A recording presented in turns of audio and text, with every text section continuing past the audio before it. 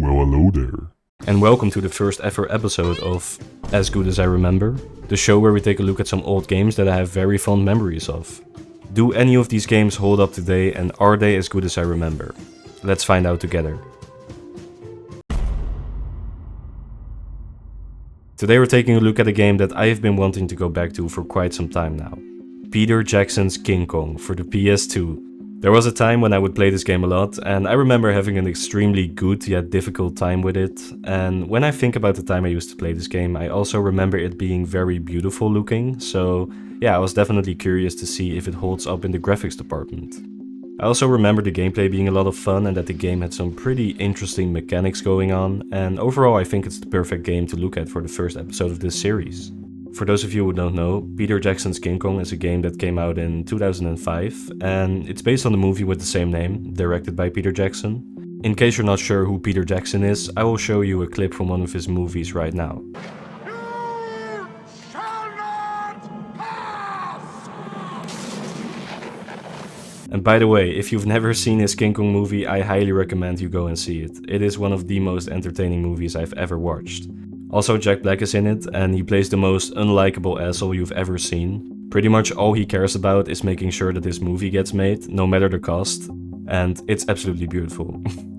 Anyway, the game starts off by showing us some low quality scenes from the actual movie, and I just want to say that I have found a new appreciation for something that used to be done a lot more in video games. Seeing this intro pretty much awakened something inside of me. And after the intro, we are immediately introduced to one of the best things in the game. Let's go, boys! Hold on tight, this might get a little rough. Okay, I got the camera, I got my leading lady. Jack, stick with me, I may need you for rewrites. The video game version of Jack Black. Anne, come with me. I want to shoot some test shots. Now? You want to start filming now? Just look at this guy. He doesn't care about you. He doesn't care about anything at all except for making his little movie. And it's great.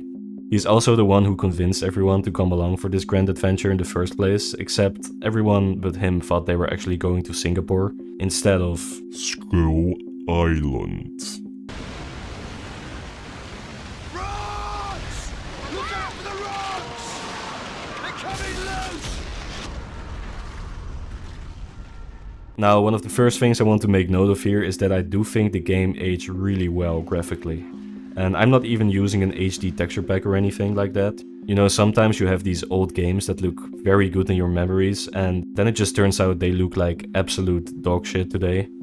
Not this game. I mean, just look at the characters' faces, for example. Anne, are you hurt? What happened? We crashed against the rocks. One of the sailors' brakes was killed instantly. We put his body over there.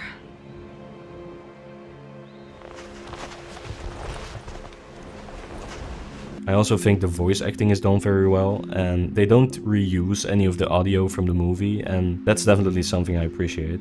Bring it ashore over here! The current's so strong! Row! Row! Row! We'll never make it! Yes, you will! Land as soon as you can! Even after playing it now, I also still really love the whole aesthetic of the game. And I think the way that Skull Island is realized here is just done perfectly. I still feel like the world design is done very well, and overall the whole vibe of it comes really close to the actual island that you see in the movie. What's the matter, Denim? Not exciting enough for your film?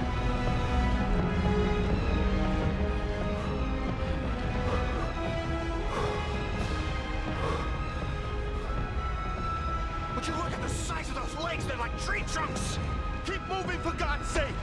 Oh, I'm a big dumb investor. You're crazy, Denim. There's no hidden island. I'm not investing in your picture. There's no lost civilization. Don't make us laugh. Even to this day, the game is an immersive, great and pretty experience. There's just something about the look of this game. It stuck with me ever since I first played it, and that magic is still here. And if you've seen the movie, you already know that Skull Island is filled with lovely creatures. Like this. Or this. And I think the game does a really good job at making these centipede things look absolutely disgusting, by the way. Now, I used to think that the combat in this game was one of the best things about it. And after playing it again, I still think that's true. Instead of completely relying on weapons, you get to throw these wooden spears at enemies, and it's honestly pretty refreshing. You do get some guns in the game, but they don't really give you a lot of ammunition, so you're constantly switching between shooting an enemy and killing it with a wooden spear. And what's fun about that is that it turns the game into more of a survival horror game. You know, you need to manage your resources, and it's especially fun when a dinosaur is running up to you and you don't have any bullets left.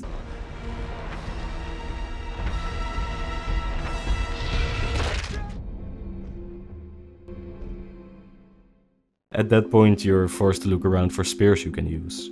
Let's get to the part where King Kong actually shows up though, because I want to do a quick comparison here.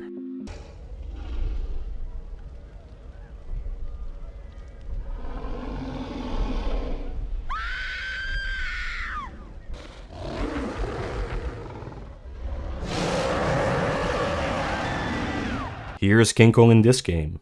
And here he is in an upcoming game called Skull Island: Rise of Kong.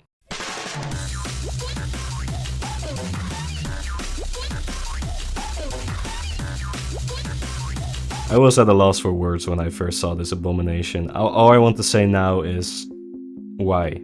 Just why? And I'm so sorry you had to see that. If you want to actually play as King Kong and feel like a badass, play this game, because you can actually do that too.